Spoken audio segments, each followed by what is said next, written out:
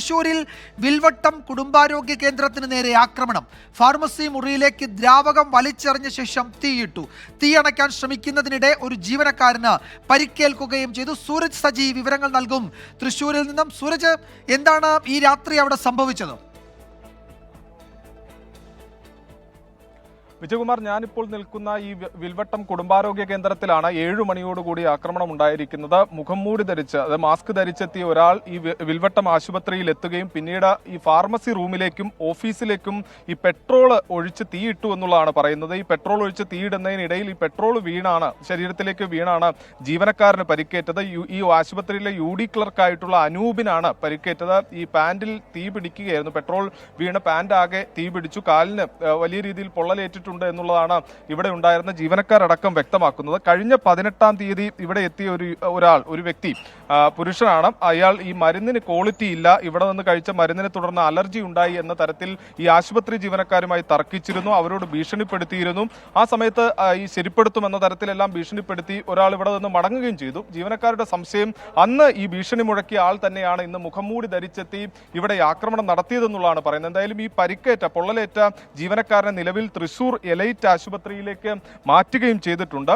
ഈ മരുന്നിന് ഗുണമേന്മയില്ല എന്ന തരത്തിലായിരുന്നു അന്ന് ഈ തർക്കം നടന്നതെന്നുള്ളതാണ് പറയുന്നത്. എന്തായാലും ഈ ഓഫീസ് ആവശ്യങ്ങൾക്ക്, അതായത് ഓഡിറ്റ് അടക്കമുള്ള കാര്യങ്ങൾ നടന്നു വരികയാണ്. അതിന്റെ ഭാഗമായിക്കൊണ്ട് 3 ജീവനക്കാരായിരുന്നു ഇവിടെ ഉണ്ടായിരുന്നത്. അതിനിടയിലാണ് ഈ പെട്രോളുമായി എത്തി 2 മുറിക്കകത്തേക്കും പെട്രോൾ ഒഴിച്ച് തീയിടുന്നത്. എന്തായാലും ഇവിടുത്തെ കൗൺസിലർ കൂടി ചേരുകയാണ്. എന്താണ് ഇവിടെ ശരിക്കും സംഭവിച്ചത്? കഴിഞ്ഞ 18-ാം തീയതിയോ മറ്റോ രാവിലെ വന്ന് മരുന്ന് മേടിച്ച് പോയ ഒരു രോഗി വൈകിട്ട് 5:30 നേരത്ത് ഇന്നിപ്പോൾ പരിക്ക് പറ്റിയ ജീവനക്കാരൻ തന്നെയുള്ള നേരത്താണ് വരുന്നത്. വന്നിവിടെ ബഹളം ഉണ്ടാക്കും. അപ്പോഴും ഈ ഡോക്ടർമാരാരുമില്ല. ഈ സമയത്ത് വന്ന് എനിക്ക് മരുന്ന് കഴിച്ചിട്ട് അലർജി ഉണ്ടായി, അങ്ങനെയൊക്കെ പ്രശ്നങ്ങൾ പറഞ്ഞു. അപ്പോൾ ഇദ്ദേഹം ഡോക്ടറൊന്നും അല്ലാത്തതുകൊണ്ട് ആ വിവരങ്ങൾ പറഞ്ഞ് അദ്ദേഹത്തിനെ അപ്പോൾ നിങ്ങളെയൊക്കെ ശരിപ്പെടുത്തും എന്നൊക്കെ പറഞ്ഞിട്ടാണ് അദ്ദേഹം പോയതെന്ന് പറയുന്നു. അത് കഴിഞ്ഞിട്ടാണ് ഇന്നും ഈ വൈകുന്നേരം ഉദ്ദേശം 6:30 ഇദ്ദേഹം ഈ പെട്രോളും കൊണ്ട് വരികയും അപ്രതീക്ഷിതമായി ഈ ഒരു സംഭവം ഇവിടെ ഉണ്ടാവുന്നത്. ഒരിക്കലും പ്രതീക്ഷിക്കാത്തതാണ്. ഈ മേഖല എന്ന് പറഞ്ഞത് ഒരു ഗ്രാമം പോലെ പ്രവർത്തിക്കുന്ന ഒരു സ്ഥലമാണ്. ചുറ്റുപാടും ധാരാളം വീടുകളാണ്.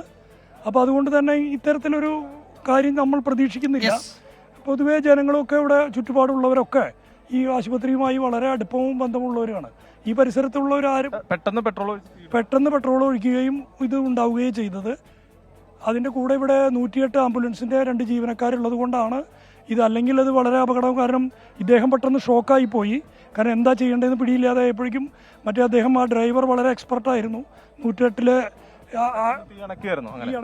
അങ്ങനെയാണ് വിജയകുമാർ. എന്തായാലും ഈ ആളെ തിരിച്ചറിഞ്ഞിട്ടില്ല. ഇവിടെ തീയിട്ടതിന് ശേഷം ആൾ ഇവിടെ നിന്ന് ഓടി രക്ഷപ്പെട്ടു, ഈ പ്രതിയായ ആൾ എന്നുള്ളതാണ് പറയുന്നത്. എന്തായാലും വിയൂർ പോലീസ് പ്രതിക്കായുള്ള അന്വേഷണം ഊർജിതമാക്കിയിട്ടുണ്ട്. വിജയകുമാർ, ഈ ദൃശ്യങ്ങൾ തൃശൂർ വിൽവട്ടം കുടുംബാരോഗ്യ കേന്ദ്രത്തിൽ നിന്നാണ്. ഫാർമസി മുറിയിലേക്ക് പെട്രോൾ ഒഴിച്ച ശേഷം തീയിട്ടു എന്നാണ് മനസ്സിലാക്കുന്നത്. തീയണയ്ക്കാൻ ശ്രമിക്കുന്നതിനിടെയും ഒരു ജീവനക്കാരന് പരിക്കേറ്റു. ആളെ തിരിച്ചറിഞ്ഞിട്ടില്ല, മുഖംമൂടി ധരിച്ചിരുന്നു. അയാൾ നേരത്തെ അവിടെ എപ്പോഴോ വന്ന ആശുപത്രി ജീവനക്കാരുമൊക്കെയായി വാക്കുതർക്കത്തിൽ ഏർപ്പെട്ട ഒരു ആളാണ് എന്ന് സംശയിക്കുന്നു. പോലീസ് കേസെടുത്തിട്ടുണ്ട്. സുരേഷ് സജിയാണ് വിവരങ്ങൾ നൽകുന്നത്.